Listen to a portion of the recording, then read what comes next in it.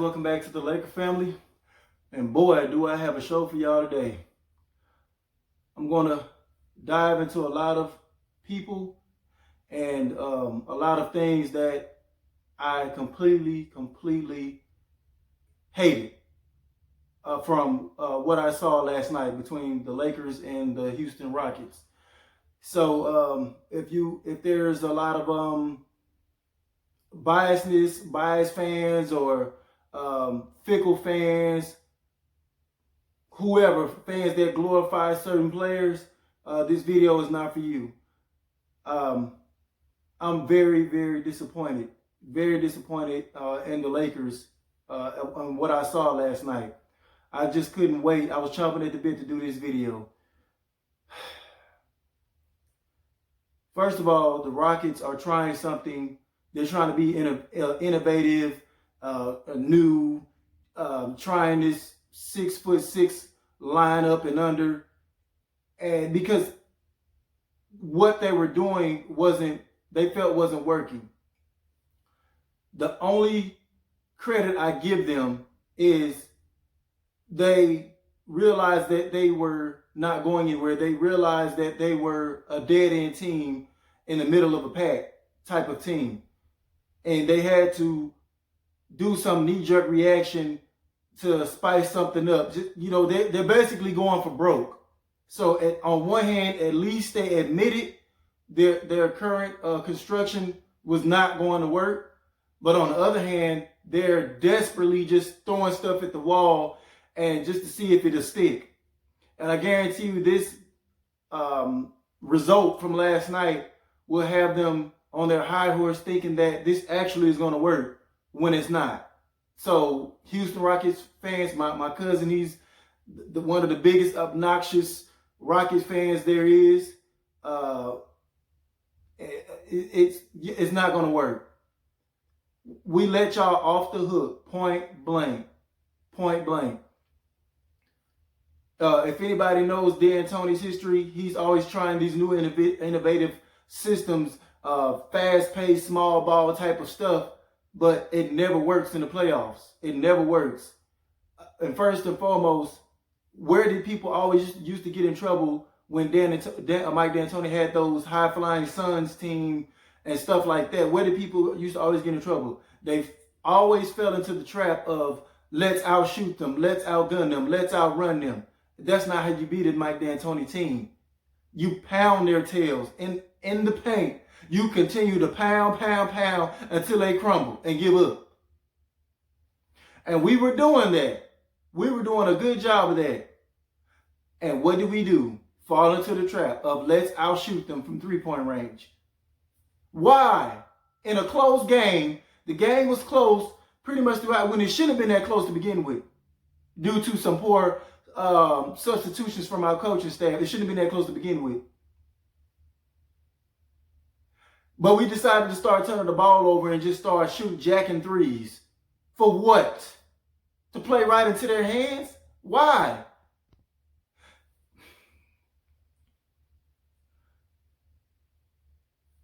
At what point are we going to start noticing that this is a pattern with our Lakers this year?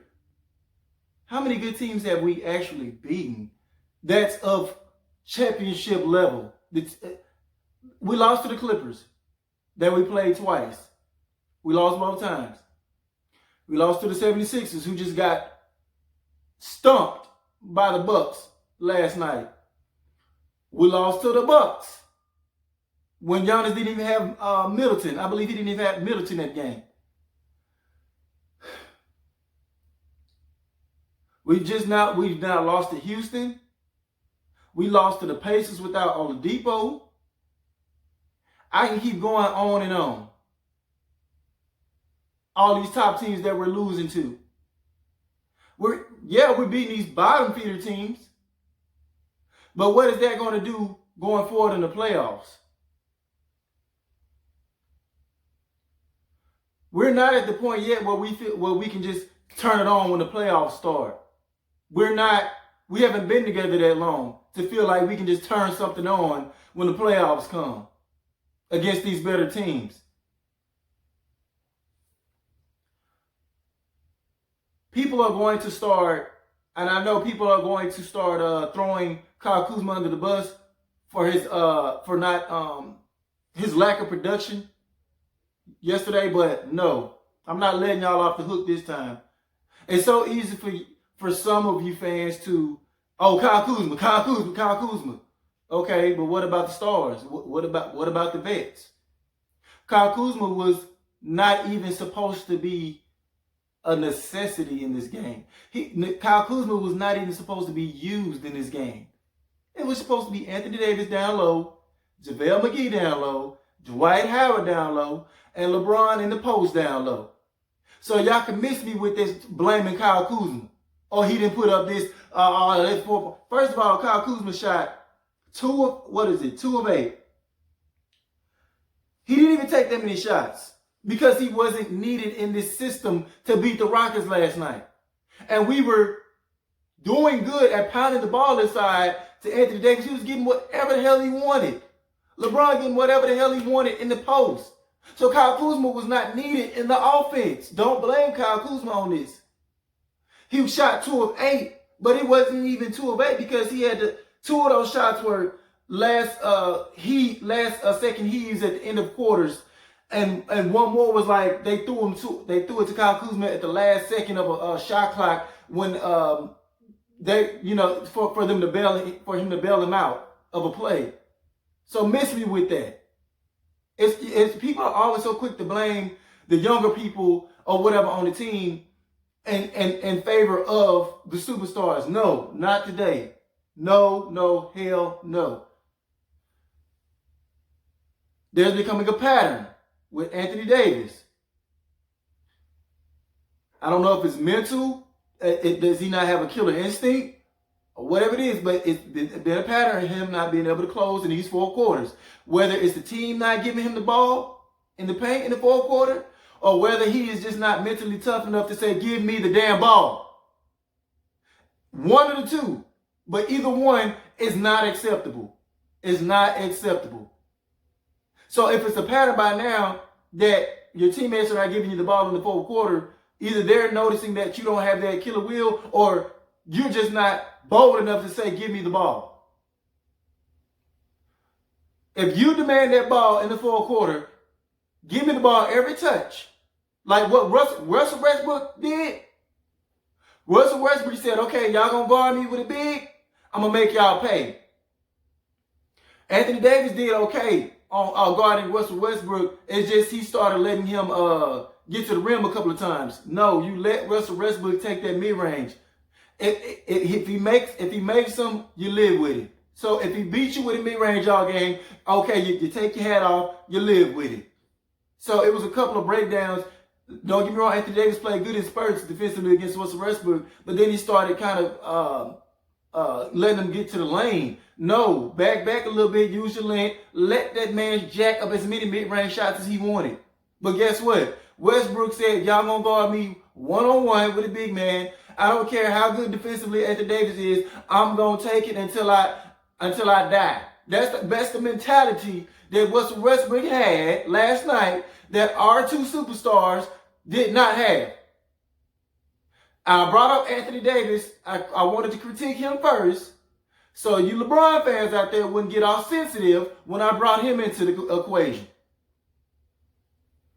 I hate to bring Kobe comparisons into the equation when critiquing LeBron, because I know how y'all don't want, a few of y'all don't want us to compare Kobe, the Laker fans who grew up watching Kobe. Y'all don't like us to compare him to LeBron, and because y'all hold LeBron way up here, and he can never be critiqued. Jesus Christ got crucified while he was here, but LeBron James can never be critiqued. Come on now. When Kobe Bryant got critiqued and crucified during his career, nobody is exempt from being critiqued, first and foremost. So if your feelings is hurt, this video is not for you. The one thing we go back to when people watch Kobe coming up was the killer mentality. No, he may not have been the floor general that LeBron James is, But Kobe is going down swinging. He's not going to let Westbrook outdo him. He is not going to let Lillard do him as far as killer mentality. He is not going to go let Ben Simmons outdo him with a killer mentality. Come on now. I always praise LeBron for his IQ. But against these bigger teams, it's been proved. I'm not lying. The proof is in the pudding. From what we go on our facts. It's not what Terry's making up in his head. We're going off facts from this year alone. All the big games, either his IQ is not there or his level of play is not there. And I just told y'all last game against the Spurs, yeah, these threes was nice. I love it. And I said if he can shoot like that, he is the most important player on the team. But unless he's doing that, Anthony Davis is the most important player on the team because he keeps the consistency going defensively while knocking down his shots and scoring or whatnot.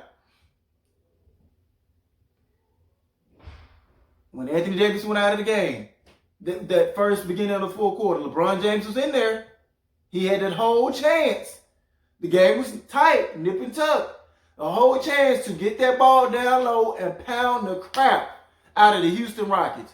I don't care if they double you. Go dish the ball back out, repost, make them foul you. Make them foul you. There's no excuse I don't care. There's no excuse in the world for what I saw last night.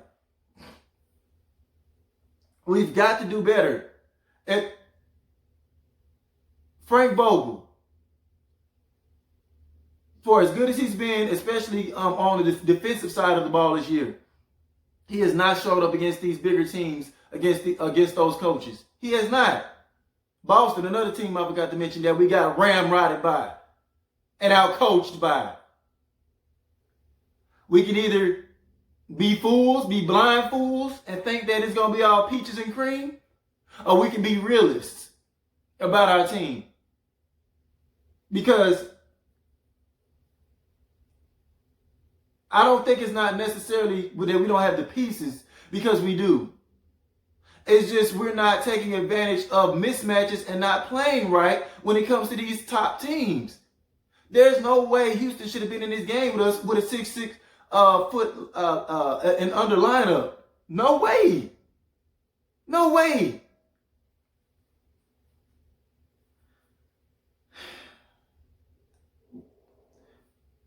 That was horrible substitution patterns by Coach Vogel tonight. JaVale McGee, the person with the only plus minus on the team. The only person with the plus minus on the team only got 16 minutes. Dwight Howard, only 4 minutes. You fell into the Houston Rockets trap. When we were doing good, pounding them inside, and they could not stop us. Yeah, we were committing some silly turnovers here and there that kept the Rockets in the game. But if you would have stuck with your game plan, it wouldn't have mattered. It wouldn't have mattered. LeBron, 18 points, 15 assists, 9 rebounds, but he had 6 turnovers. So that brings the 15 assists down to 9 assists. That negates your 15 and brings it down to 9.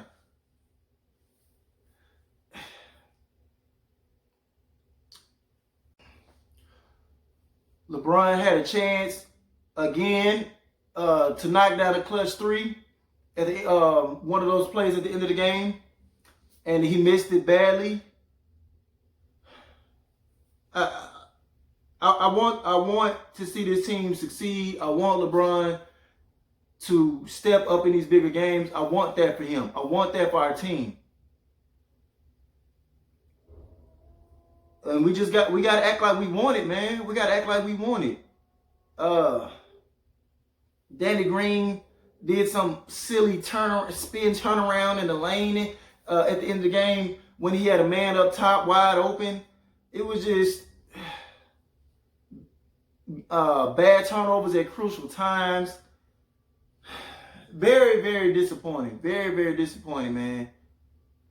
And not to mention that the Clippers got a little bit better by adding Marcus Morris.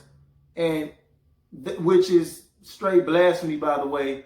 That lets you know how things have changed. No, it's like nobody in the league wants to do a trade or any type of deals with the Lakers now. Even the Knicks don't even want to do no deals with us now. For the trash that the Clippers gave up to get Marcus Morris, the Knicks were asking us for Kuzma, Green, and the Stars. Andre Drummond got traded to the Cavs for trash, John Henson or somebody, and a second-round draft pick. But if we were involved in that trade, they would have asked for the moon and the stars. That's because teams feel like the Lakers already have the upper hand in free agency, and everybody wants to come to our team and not theirs. So why should we help them with any type of trades? So you can thank Greg Popovich and what's the guy from the Dallas, Mark Cuban. You can thank those guys for starting that trend, even though I do respect Mark Cuban for what he did with retiring Kobe's number. But those two were the start of that, you know, starting to hate around the league too, getting the other teams to start falling in line with hate towards the Lakers and not doing any deals in our favor. But it's just, we're starting a track record to, not beating these good teams, and it is not pretty. It's not pretty. So, yeah, we just gave material for the Skip Baylesses of the world to run away with, and now the Houston Rockets actually really think that this is going to work, which is not. But that was the most I had to say on that. I wanted to get to another subject right quick before I ended the video. The Kobe slander. Man, I'm done with the Kobe slander. No more will I sit up here and allow people to continue to disrespect that man or try to tarnish his legacy. They've already done enough while he was here. Trying to take him out of top 10 rankings and all this other stuff. It was horrible how bad it got, the hate they got for that man, unnecessarily. They started, how do you go from saying he's the heir apparent to Jordan and he's the next thing to Jordan to he's not even in the top 10. And Tim Duncan and Steph Curry and all these other guys just jumped ahead of him. I'm done with the disrespect. But that was while he was here. And you had those same disrespectful people trying to act like they care or crying about him now. And I can't stand it. Or people trying to make money off his name and all this stuff now. Every time you look around, it's a different YouTube video of Kobe Bryant, of people that never even knew him or never even liked him. But Gayle King is who the main person I wanted to bring up real quick. You were classless, trashy, and that was just utterly ridiculous. How you tried to tarnish that man even further, even after it's been less than 2 weeks since his death. And for you to come on live TV and try to pressure his long lifetime friend Lisa Leslie into painting Kobe in a bad light about his the court case with the rape accusations. Well, Lisa Leslie told you no once.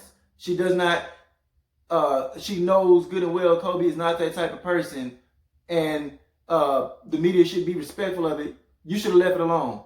But no, you wanted to keep on picking and prying, saying, but that was if that was your friend, you wouldn't have known what type of person he really was, or you wouldn't have been able to see it, blah, blah. It got me so hot. It got me so hot that people continue to disrespect this man like this. You know, and then you have kids coming up, teenagers coming up who really didn't get a chance to watch Kobe like that. They're already got brainwashed by the media, putting Kobe way behind Michael Jordan, LeBron, and Steph Curry. They already brainwashed thinking that Kobe is not this great player. And for you to keep trying to throw dirt on this man after he's not even buried yet, him and his daughter's not even buried yet. What was the point? What were you trying to gain from that? More views, more clicks, more money? And you're a black woman doing that to a black man when your white friend, Harvey Weinstein, is being accused of raping 90 women at least. But you don't bring up his name. Come on now. You bringing up stuff that was 20 years ago that was dismissed in court with no evidence. No evidence because the woman had mental issues. It was noted that she had mental issues. Then she had all that different stuff up in her drawers. I don't want to get all into the details, but that's how silly the woman looked when she was trying to get a cash grab out of Kobe. So you can miss me with that, Gayle King. And you got your name dragged by Snoop Dogg and Boosie, all these other people for a reason. And you deserved it. No more Kobe slander. I'm not having it. We had to deal with the Kobe fans. We had to deal with that enough while he was alive. And we're not putting up with it no more. No. So, no more. But I just wanted to squeeze that in there real quick. But all in all, Lakers, we got to do better. And as fans, we got to be realistic about what we're seeing and go off just the facts of what they're showing us. I need to see more killer mentality from our superstars. Stop blaming Kyle Kuzma every time something goes wrong. He had one bad game, but y'all wasn't saying nothing when he had this 3 game stretch in a row. And in this first game that he's not needed, when we were supposed to be, they was not even supposed to use Kyle Kuzma to begin with because the big man was supposed to be eating. The coaches were supposed to lead the big man in there to eat. Don't blame Kyle Kuzma this time. No, sir. Maybe some other game down the road, but not this time. But we got the Warriors this Saturday. We'll probably go in there and beat them up. And then we'll be back on our high horses again thinking we're world beaters. We're not world beaters until I see a consistent, successful rate against these top teams. But that's all I have for y'all today. Thank y'all. And I'll see y'all next time. Please like, share, and subscribe to the Laker family if you haven't. Peace.